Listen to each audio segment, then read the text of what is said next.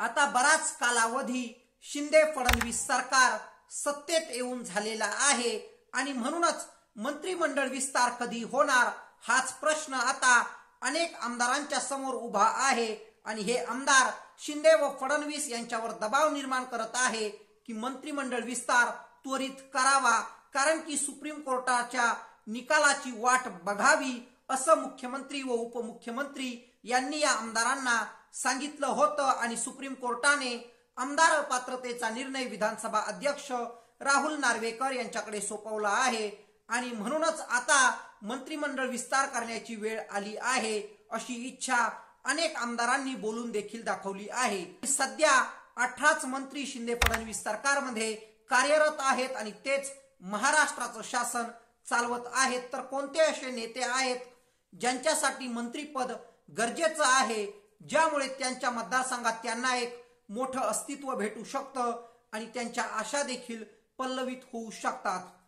तर हेच आजच्या व्हिडिओच्या माध्यमातून आपण बघणार आहोत की कोणते नेते मंत्री होण्यासाठी लाईन मध्ये उभे आहेत ते। नमस्कार, मी रविराज आणि तुम्ही बघताय आपले हक्काचे बोला तात्या। सुरुवातीला आपण मंत्रिपदाच्या रेसमध्ये असणारे अपक्ष आमदार बघणार आहोत। तर पहिलं नाव यात येतं बच्चू कडू यांचं। बच्चू कडू हे प्रहार जनशक्ती पक्षाचे संस्थापक अध्यक्ष आहे आणि बच्चू कडूंची महत्वाकांक्षा देखील फारच मोठी दिसून येते आणि त्याचमुळे ते स्वतःच्या पक्षाचा बुलढाणा म्हणा, वर्धा म्हणा इथे विस्तार देखील करतच आहेत। महाराष्ट्रामध्ये बच्चू कडू यांची शेतकरी व अपंगांचे नेते म्हणून ओळख आहे। त्यांचे अपंगाप्रतीचे कार्य हे राज्यभर पसरलेले आहेत। आंदोलनाच्या माध्यमातून बच्चू कडू यांनी स्वतःचं नेतृत्व प्रस्थापित केलं आहे। मागच्या वेळी त्यांनी उद्धव ठाकरे यांचे समर्थन केले होते आणि त्याचमुळे उद्धव ठाकरे यांनी त्यांना जलसंपदा, लाभ क्षेत्र विकास, शालेय शिक्षण, महिला व बाल विकास राज्यमंत्री बनवले होते। आता मात्र बच्चू कडू यांनी ज्यावेळी एकनाथराव शिंदे यांनी बंड केला तेव्हा शिंदेसोबत ते बंडामध्ये सामील झाले। त्यांना आशा होती की एकनाथराव शिंदे आपल्याला कृषी म्हणा किंवा जलसंधारण म्हणा किंवा मग ग्रामविकास मंत्रीपद देतील आणि तेही कॅबिनेट, पण तसं काही झालेलंच नाहीये आणि म्हणून दुसऱ्या मंत्रिमंडळ विस्तारामध्ये बच्चू कडू यांना आता मंत्रिपदाची आशा आहे। पण एकनाथराव शिंदे यांनी जो दिव्यांग कल्याण विभाग होता त्याचं अध्यक्षपद बच्चू कडू यांना दिलंय आणि कॅबिनेट मंत्री पदाचा दर्जा देखील बच्चू कडू यांना त्यामुळे मिळाला आहे। पण अनेक राजकीय जाणकार म्हणतात की मंत्रिमंडळामध्ये एकनाथराव शिंदे हे बच्चू कडू यांना सामील करू पाहत नाहीयेत, म्हणून त्यांना हे चॉकलेट देण्यात आलं आहे। पण एकनाथराव शिंदे यांच्या सोबत बंडात सामील झाल्यामुळे बच्चू कडू यांची प्रामाणिक व जननिष्ठा जी इमेज होती ती मात्र पूर्णपणे डॅमेज झालेलीच आपल्याला दिसून येते आणि सामान्य माणूस देखील बच्चू कडू यांच्या प्रती आता असंतोष व्यक्त करत आहे आणि म्हणूनच मंत्रीपद घेऊन आपल्या मतदारसंघामध्ये जेवढा काही निधी ओतता येईल आणि जेवढा काही विकास करता येईल तो करण्याचा प्रयत्न आता बच्चू कडू यांना करावाच लागणार आहे आणि पक्ष विस्तार हे उद्दिष्ट बच्चू कडूंनी डोळ्यासमोर ठेवलंय। 2 आमदार देखील त्यांच्या पक्षाचे आहेत। अधूनमधून बच्चू कडू अशी भाषा देखील करत आहेत की मी आता 15 विधानसभेच्या जागा माझ्या पक्षाच्या लढवणार आहे व राणा दाम्पत्याशी बच्चू कडू यांचा संघर्ष दिसूनच येतो आणि म्हणून अमरावतीच्या लोकसभेच्या जागेवर देखील बच्चू कडू हे क्लेम करतच आहेत। मंत्रिपदाच्या शर्यतीमध्ये असणारे दुसरे अपक्ष आमदार म्हणजे रवी राणा। रवी राणा यांच्या पत्नी नवनीत राणा ह्या देखील खासदार आहेत आणि दोघंही राणा दाम्पत्य हे भाजपाचं जोरदार समर्थन करतात। इतकं काय जोरदार विरोध ह्या दोघांनी महाविकास आघाडीचा केला होता की त्यांना जेलवारी देखील सहन करावी लागली होती। उद्धव ठाकरे यांच्याशी प्रमुख संघर्ष राणा दाम्पत्याला बघावा लागला आहे आणि म्हणूनच उद्धव ठाकरे ज्यावेळी मुख्यमंत्री होते तेव्हा बंटी बबली म्हणून राणा दाम्पत्याला हिनवण्यात देखील आलं होतं आणि हनुमान चालीसा यावरून जे आंदोलन राणा दाम्पत्याने सुरू केलं होतं ते महाराष्ट्रभर गाजलं होतं। त्याची चर्चा महाराष्ट्राच्या कान्याकोपऱ्यात झालीच होती आणि म्हणूनच आता आमदारकी व खासदारकी याच्या पलीकडे जाऊन आपल्याला देखील मंत्रिपद मिळावं अशी इच्छा रवी राणा यांची दिसूनच येते आणि देवेंद्र फडणवीस यांच्याशी अत्यंत जवळचा व जिव्हाळ्याचा संबंध रवी राणा यांचा राहिलेला आहे. त्यांना देखील मंत्रिपदाची आशा आहे. कधी त्यांना मंत्रिपद मिळालं तर स्वतःचं राजकारण ते आणखी मजबूतीने चालू शकतात.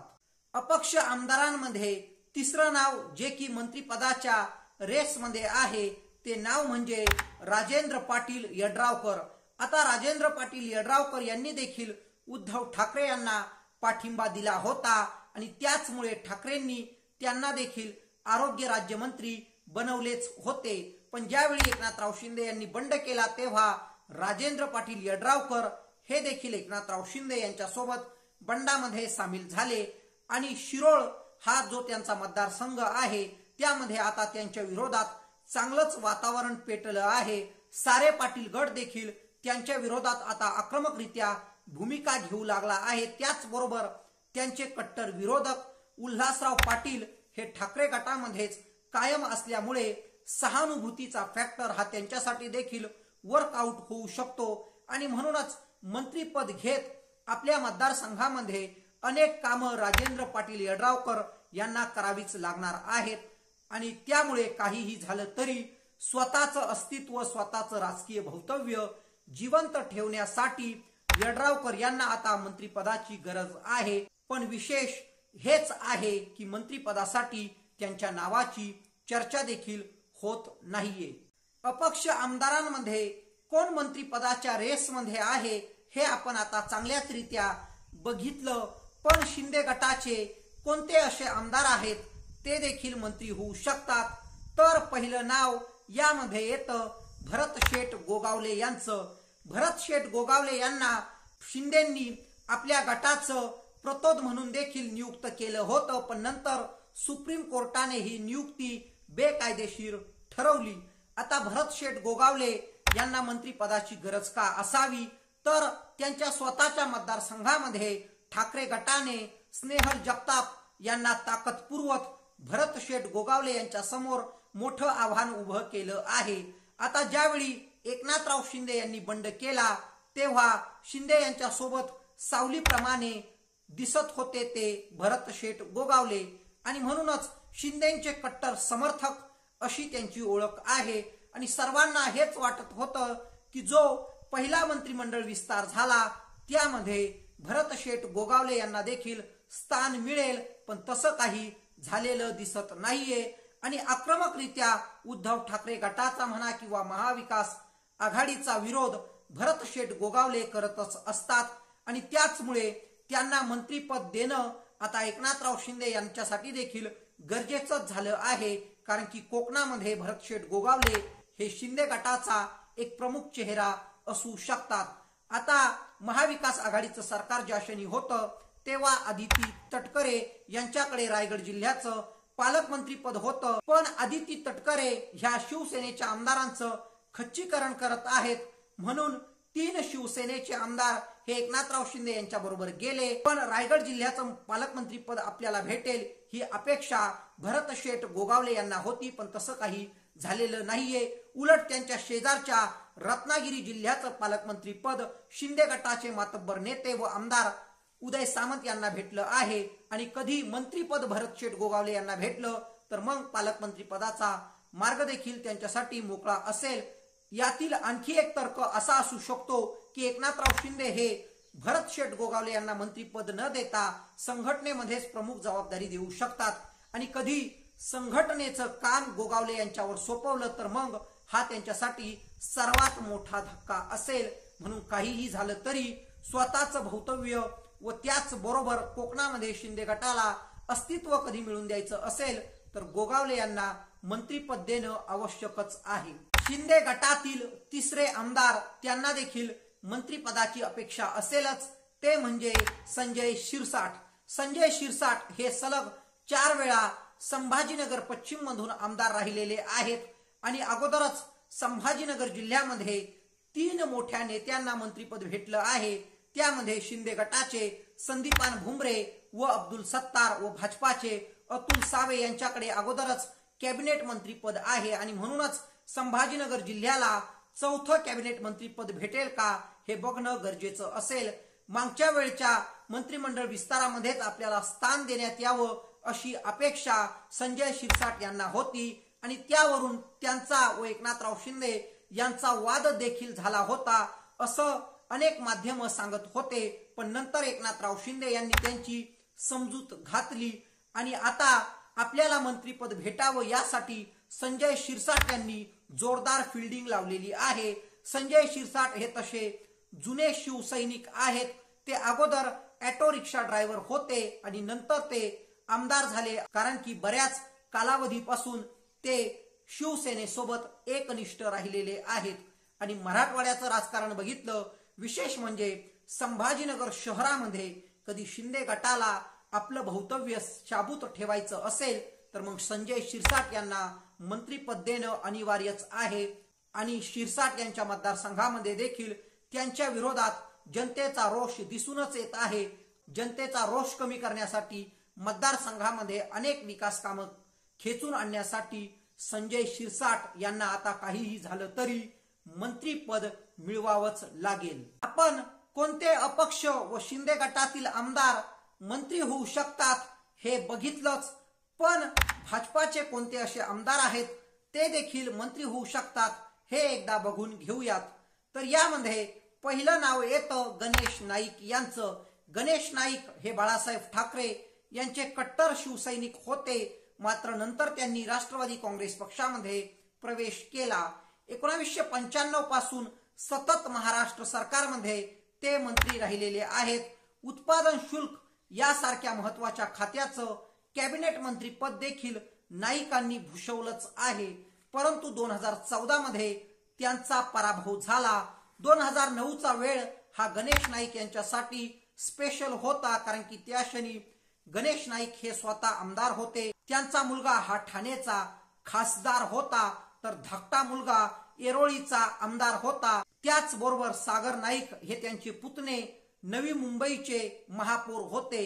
ज्यावेळी गणेश नाईक यांनी भाजपामध्ये प्रवेश केला तेव्हा नवी मुंबईचे 48 नगरसेवक गणेश नाईक यांनी स्वतः सोबत आणले होते। म्हणजे आपण समजू शकतो की किती मोठं बळ गणेश नाईक यांच्या पाठीशी नवी मुंबईमध्ये आहे। पण गणेश नाईक आता ठाकरेंची शिवसेना म्हणा किंवा राष्ट्रवादी म्हणा यांच्या टार्गेटवर आलेले आहेत आणि त्यांचं खच्चीकरण करण्यासाठी ठाकरे गट व राष्ट्रवादी जोमाने प्रयत्न करतच आहे।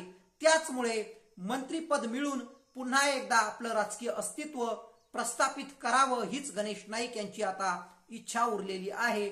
2019 मध्ये गणेश नाईक हे भाजपाच्या तिकिटावर आमदार जरी झाले पण मंत्रीपद मात्र त्यांना काही भेटलेलं नाही। मध्यंतरी एका महिलेच्या प्रकरणामध्ये देखील गणेश नाईक हे अडकले होते आणि त्यामुळे त्यांची इमेज देखील डॅमेजच झाली होती। त्यानंतर भाजपाकडून संभाव्य मंत्री होऊ शकतात असं दुसरं नाव म्हणजे राम शिंदे यांचं। आता राम शिंदे हे कर्जत जामखेडचे आमदार होते, पण नंतर त्यांना पवार घराण्यातील तरुण तडफदार नेते रोहित पवार यांनी आव्हान दिलं आणि साहजिकच रोहित पवार यांच्याकडे जास्त साधन सामग्री असल्यामुळे राम शिंदे यांचा कर्जत जामखेड विधानसभेमध्ये पराभव झाला आणि रोहित पवार यांच्यामुळे आता राम शिंदे यांचं पॉलिटिकल करिअर खच्चीकरणाकडे जातंय अशा चर्चा देखील होऊ लागल्या। पण 2014च्या वेळी राम शिंदे यांच्याकडे भाजपाने राज्यमंत्री पद देखील दिले होते। गृह, पणन, आरोग्य, पर्यटन असा राज्यमंत्री पदाचा दर्जा राम शिंदे यांच्याकडे होता। नंतर त्यांना प्रमोट करून कॅबिनेट मंत्री देखील करण्यात आले होते। फडणवीस सरकारमध्ये ते विद्युत, पणन, वस्त्र उद्योग, ओबीसी कल्याण, राजशिष्टाचार या खात्याचे कॅबिनेट मंत्री देखील होतेच। राम शिंदे सध्या वादाच्या भोवऱ्यात अडकलेले आहेत। विखे घराणं ज्या पक्षात असतं त्याच पक्षाला ते आतून विरोध करतात असं स्टेटमेंट राम शिंदे यांनी विखे पिता पुत्र यांच्या विरोधात दिलं होतं। त्यांचं असं म्हणणं आहे की राधाकृष्ण विखे पाटील यांचे पुत्र सुजय विखे हे आतून रोहित पवार यांना सहकार्य करत आहेत। पण आता सध्याच्या घडीला भाजपाने विधान परिषदेवर राम शिंदे यांची निवड केलेली आहे आणि पुन्हा एकदा कर्जत जामखेड या विधानसभा मतदारसंघामध्ये राम शिंदे हे ऍक्टिव्ह झाल्याचं देखील समजतंच. त्याचमुळे राम शिंदे पुन्हा एकदा कर्जत जामखेडचे आमदार होतील का हे बघणं इंटरेस्टिंगच असेल. पण रोहित पवारांना आव्हान देणं सोपं नसेल. धनगरांचा नेता म्हणून राज्यभर राम शिंदे यांची ओळख आहे आणि ती ओळख कधी राम शिंदे यांना कायम ठेवायची असेल किंवा वाढवायची असेल तर मंत्रीपद भेटणं हे त्यांच्यासाठी अनिवार्यच आहे. हे काही आमदार आहेत जे मंत्री होण्याच्या रेसमध्ये आपल्याला आढळून येतात. तर तुमच्या मनामध्ये कोणते असे आमदार आहेत जे मंत्री होऊ शकतात, ज्यांचं नाव आपण घेतलेलं नाहीये किंवा त्यांच्याबद्दल आपण माहिती घेतलेली नाहीये, हे कमेंट बॉक्समध्ये आम्हाला नक्कीच कळवा. आणि मंत्रिमंडळ विस्तारासाठी हा योग्य वेळ आहे का हे देखील कळवा. आणि बघत रहा आपल्या हक्काचे बोला तात्या न्यूज. बोला तात्या न्यूजला आतापर्यंत सबस्क्राईब केलं नसेल तर निश्चितच सबस्क्राईब करा. मी रविराज जाधव तुम्हा सर्वांची रजा घेतो. धन्यवाद.